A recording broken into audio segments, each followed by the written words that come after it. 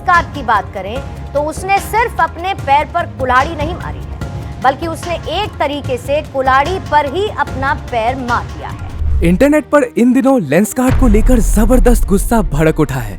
कोई लेंसकार्ट के चश्मे तोड़ रहा है और कोई स्टाफ को तिलक लगा रहा है।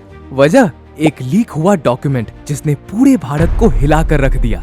जनता सवाल कर रही है, क्या शार्क टैंक के सबसे पॉपुलर शार्क पीयूष बंसल सच में वो मिस्टर क्लीन और हम्बल इन्वेस्टर है, या फिर इस चश्मे के पीछे की हकीकत कुछ और ही है? कल तक जो इंसान करोड़ों युवाओं का रोल मॉडल था, आज वही इंसान सोशल मीडिया पर बॉयकॉट लेंसकार्ट और स्कैम जैसे टैग्स के साथ ट्रेंड कर रहा है। तो आज के वीडियो में हम पीयूष बंसल और लेंसकार्ट के बड़े विवादों का कच्चा चिट्ठा खोलेंगे, जिन्हें शायद वो आपसे छुपाना चाहते थे। क्या मुसलमानों ने तो पाकिस्तान ले लिया, अब यहाँ क्या क्या पीटना है भाई? छाती क्यों पीटा जा रहा है? तो शुरुआत करते हैं सबसे ताजा और सबसे भयंकर विवाद से। अप्रैल 2026 में लेंसकार्ट का एक इंटरनल ग्रूमिंग गाइड लीक हुआ और देखते ही देखते मानो जैसे इंटरनेट पर आग ही लग गई हो। आईवेयर कंपनी लेंसकार्ट में बिंदी, कलावे और तिलक पर पाबंदी की सोशल मीडिया पर फैली खबर से तो अब वाकिफ ही होंगे। इस गाइड में साफ लिखा था कि स्टोर पर काम करने वाले कर्मचारी बिंदी, तिलक या कलावा नहीं पहन सकते। लेकिन चौंकाने वाली बात तो ये थी कि इसी गाइड में हिजाब और पगड़ी को परमिशन दी गई थी। जैसे ही ये खबर फैली, लोगों का गुस्सा 7वें आसमान पर पहुंच गया। सवाल उठा, क्या पीयूष बंसल की कंपनी को हिंदू प्रतीकों से दिक्कत है? तिलक लगा के नहीं आ सकता, मंगलसूत्र पहन के नहीं आ सकता, सिंदूर लगा के नहीं आ सकता, ठटरी के बरे नक कटा। तू अपनी कंपनी लाहौर में खोल ले, भारत में काहे को मर रहा है? सोशल मीडिया पर #बॉयकॉट लेंसकार्ट ट्रेंड करने लगा। पीयूष बंसल ने पहले तो इसे अफवाह बताया, लेकिन जब दबाव बढ़ा तो उन्होंने खुद से अपनी गलती मान ली। उन्होंने इसे एक पुराना ट्रेनिंग नोट कहा। लेकिन सवाल तो ये है कि 2026 में भी ऐसे एंटी हिंदू मानसिकता वाला नोट कंपनी के सिस्टम में क्या कर रहा था? क्या ये सिर्फ एक गलती थी या फिर कंपनी के कल्चर में गहराई तक समाया हुआ कोई एजेंडा? अगला मामला भी कुछ ऐसा ही संकेत दे रहा है। अभी बिंदी वाला विवाद थमा भी नहीं था कि लेंसकार्ट ने एक और गलती कर दी। मामला था पोंगल के एड फिल्म का। इस एड में जो मॉडल्स दिखाई गई वो काफी अजीब लग रहे थे। त्योहार का तो फील ही गायब था। उनके माथे से बिंदी गायब थी। साउथ इंडिया के सबसे बड़े त्योहार के एड में ट्रेडिशनल कॉस्ट्यूम तो था, लेकिन भारतीय परंपरा का सबसे बड़ा प्रतीक बिंदी मिसिंग था। इतना ही नहीं, एड में पोंगल की थाली में खजूर दिखाए गए, जिनका पोंगल के पारंपरिक भोजन से कोई लेना देना नहीं है। इन्फोसिस के एक्स CFO मोहनदास पई समेत कई दिग्गजों ने इसे वोक कल्चर का नतीजा बताया। लोगों ने तो यहाँ तक कह दिया कि पीयूष बंसल की कंपनी इंडियन कल्चर को सिर्फ पैसा कमाने का जरिया समझती है, उसे समझने या सम्मान देने का काम नहीं करती। एक के बाद एक ऐसी घटनाओं ने पीयूष बंसल की छवि को कल्चर इनसेंसिटिव बिजनेसमैन के रूप में पेश कर दिया। अब बात करते हैं बिजनेस की दुनिया की उस खेल की जिसने इन्वेंटर्स के पसीने छुड़ा दिए। तो लेंसकार्ट IPO लेके आ रहा है बिकॉज आई थिंक अभी एक स्टेज आ गया है कंपनी का वेयर हम चाहते हैं कि जो हम अभी 20-25 मिलियन लोगों को चश्मा बनाया है, हम इसको बिलियन लोगों तक लेके जाएं। साल 2025 के अंत में लेंसकार्ट का IPO आया। मार्केट में बहुत शोर था, लेकिन जब लिस्टिंग हुई तो गुब्बारा फूट गया। लेंसकार्ट का शेयर अपने इशू प्राइस से करीब 3% नीचे लिस्ट हुआ।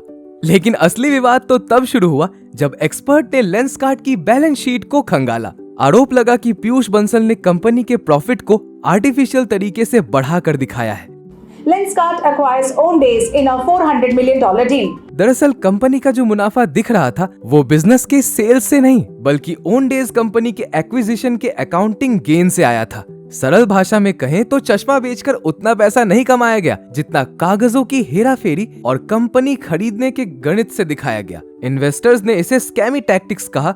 एज अ इन्वेस्टर आपका काम क्या है? एज अ इन्वेस्टर आपका काम ये है कि आप किसी भी IPO में अगर इन्वेस्ट कर रहे हैं तो उसका वैल्यूएशन देखें, क्या वो कंपनी पैसा बना रही कि नहीं बना रही है। और पीयूष बंसल की पारदर्शिता पर बड़े सवाल खड़े कर दिए।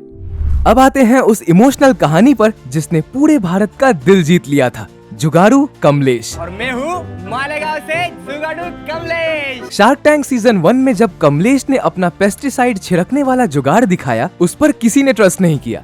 मैं एग्रीकल्चर के बारे में ज्यादा समझता नहीं हूँ, तो मैं आपकी हेल्प नहीं कर पाऊंगा, इसलिए आई एम सॉरी, मैं आउट होना चाहूंगा। जब पीयूष बंसल मसीहा बनकर उभरे, उन्होंने 10 लाख रुपए की इक्विटी ली और 20 लाख का लोन दिया। 10 लाख रुपए मैं आपको दूंगा, ठीक है? मैं आपकी 40% इक्विटी लूंगा।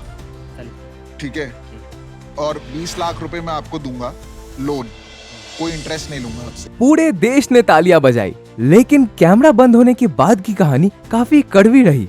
पीयूष ने कमलेश के साथ जो वीडियो शेयर किए वो सिर्फ ब्रांडिंग और पीआर के लिए थे।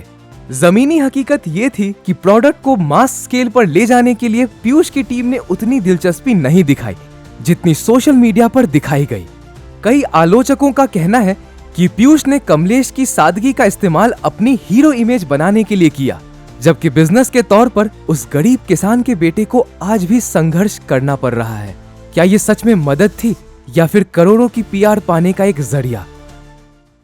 Last year shark tank season 4 के कंटेस्टेंट अनमोल शर्मा, जो द फ्यूचर एनिमेशंस के फाउंडर हैं, उन्होंने पीयूष बंसल पर फॉल्स प्रॉमिसेस और स्कैम के गंभीर आरोप लगाए हैं। मेरे लिए तो ये इन्वेस्टमेंट मतलब वर्थ ही नहीं है। अब अगर इतना ज्यादा मैं सस्ते में भी दे रहा हूँ, मैं अपनी इक्विटी भी दे रहा हूँ, उसके बाद से आप लोग टाइम भी लगा रहे हो, उसके बाद से फिर मैं इतना वेट करूँ कि आप लोग पूरी डील होने के बाद से 50 लाख दोगे और फिर इक्विटी ट्रांसफर होगा, तो आई डोंट लाइक दिस। अनमोल का कहना है कि शो पर पीयूष ने 50 लाख रुपए का ऑफर दिया, जिसे उन्होंने खुशी खुशी एक्सेप्ट भी कर लिया। I will give you the 50 lakh.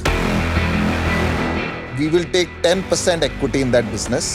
और 50 लाख रुपए के जो सर्विसेज है वो मैं आपको दूंगा अपनी कंपनी से। लेकिन शो खत्म होने के बाद जो हुआ वो काफी चौंकाने वाला था। अनमोल के मुताबिक पीयूष की टीम ने कभी कोई चेक नहीं दिया और ना ही कोई एग्रीमेंट साइन किया।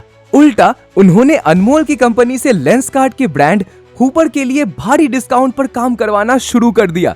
जो काम 4 लाख रुपए में होता था उसे जबरदस्ती 1.8 लाख रुपए में करवाया गया। मैंने शो में भी यही बताया था 3 से 4 लाख रुपए लूंगा मैं 1 मिनट। तो मैं भी फ्रस्ट्रेटेड था यार, अभी डील हुई नहीं है सही से, तो चलो कोई नहीं, 1-2 वीडियो में ब्रेक इवन पे कर लूंगा, कोई इशू नहीं है। तो 1,85,000 में दूसरी वीडियो का डन हुआ। जब पेमेंट और इक्विटी की बात आई तो पीयूष की टीम ने मीटिंग को टालना शुरू कर दिया।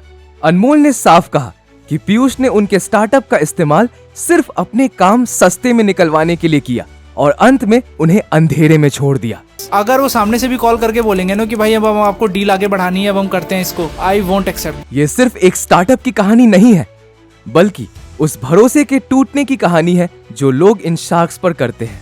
तो दोस्तों, ये थी पीयूष बंसल की वो दुनिया जो शायद हेडलाइंस में दब गई। बिंदी विवाद से लेकर स्टार्टअप्स के साथ कथित धोखेबाजी तक, क्या आपको लगता है कि पीयूष बंसल सच में एक विजनरी लीडर हैं, या फिर वो भी उसी कॉर्पोरेट लालच का हिस्सा हैं जहां सिर्फ अपना फायदा देखा जाता है? चैनल को सब्सक्राइब करना ना भूले। मिलते हैं अगले वीडियो में।